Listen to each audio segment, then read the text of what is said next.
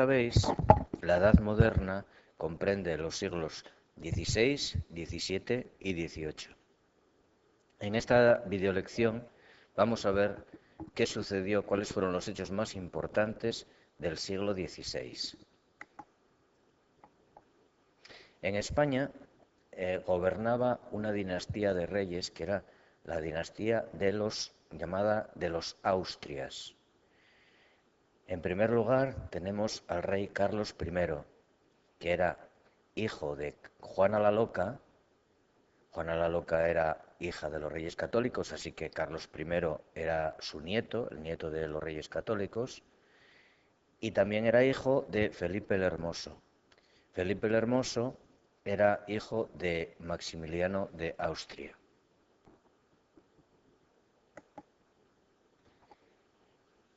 Este es el mapa en el que se reflejan todos los territorios que dominaba Carlos I y que heredó pues de su abuelo materno, Fernando de Aragón, de su abuela Isabel de Castilla, o sea, los reyes católicos, también de su abuelo paterno Maximiliano de Austria y de su abuela paterna que se llamaba María de Borgoña. Asume la corona de España cuando tenía tan solo 17 años y viene de Flandes. Flandes es un lugar que queda en donde está ahora la actual Bélgica, sin conocer ni siquiera el idioma ni España ni el país.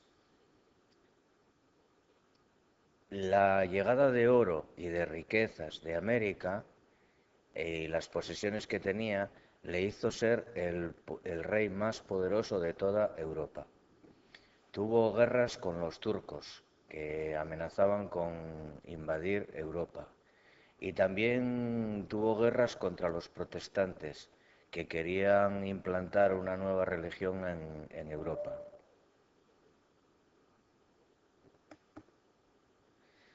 Después de Carlos I, también de la dinastía de los Austrias, reinó Felipe II. Felipe II es hijo de Carlos I y es hijo también de Isabel de Portugal.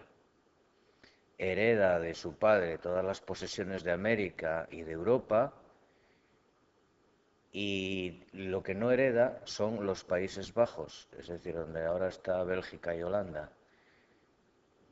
Más tarde heredará de su madre el trono de Portugal. Como podéis ver en este mapa en color verde y en color naranja refleja todos los territorios que dominaba Felipe II. Hay una frase muy famosa que dice, o que se supone que decía Felipe II, que era: en mis territorios, en mi imperio, no se pone nunca el sol. Eso quiere decir que como tenía territorios en Europa, en América, en África y en Asia, pues siempre en alguna de esas partes siempre era de día. Sigue con la guerra contra los turcos. En la batalla de Lepanto, que fue en 1571, esto sucedió en un golfo llamado así, Golfo de Lepanto, que está situado en Patras, en Grecia. Ahí lucharon una coalición de cristianos contra los turcos y los cristianos fueron los vencedores. En esta batalla luchó Cervantes, Miguel de Cervantes, el autor del Quijote, y perdió una mano. Y por eso, a partir de entonces, se le conoce con el nombre de el Manco de Lepanto. Después también mandó una armada contra Inglaterra. Ahí lucharon los españoles contra los ingleses, pero la batalla la perdió. A pesar de llamarse la Armada Invencible, resultó que la Armada no fue invencible, sino todo lo contrario.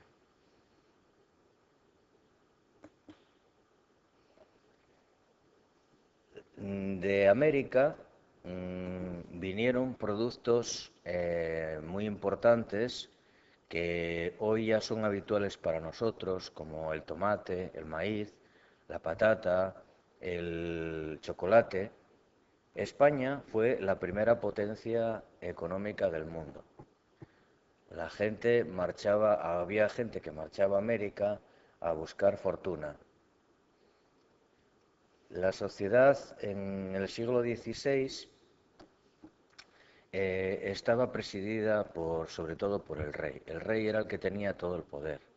Y los nobles pues se quedaron prácticamente sin ninguna función. Y los campesinos pues vivían casi como la Edad Media, con la misma pobreza. Pero había gente que se arriesgaba a marchar a América para tratar de buscar fortuna.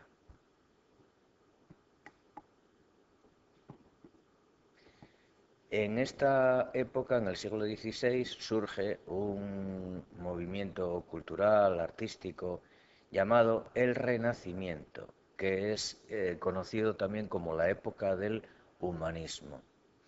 El humanismo es una corriente cultural que nació en Italia y que considera que el ser humano, las personas, son el centro del mundo. Todo lo contrario de lo que se opinaba en la Edad Media, en la que el centro del mundo era Dios. El humanismo tiene su fuente de inspiración en la antigüedad clásica, es decir, en los antiguos griegos y romanos.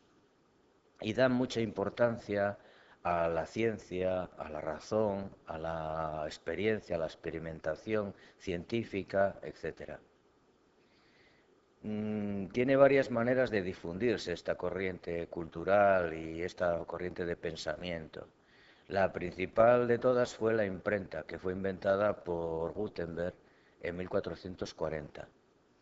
Después también se crearon algunas academias y surgieron bastantes universidades en Europa que difundieron la corriente de pensamiento del humanismo. En el siglo XVI, en España, hay dos tendencias, dos estilos en la arquitectura. A una se llamaba el plateresco, porque trataba de imitar los dibujos que hacían los plateros con sus obras de artesanía. Muestra de esto es la fachada de la Universidad de Salamanca. Y luego había otro estilo que era el estilo herreriano, de un arquitecto llamado Juan de Herrera, que fue el constructor, el arquitecto del monasterio de El Escorial. En el siglo XVI apareció un gran pintor que se llamó El Greco y que podéis ver en la imagen. Es un autorretrato, se titula El Caballero de la Mano en el Pecho. Este otro cuadro es El Entierro del Conde de Orgaz. Como veis, los colores con los que pinta son muy oscuros, muy tenebrosos, con azules oscuros, verdes oscuros, negros, etc.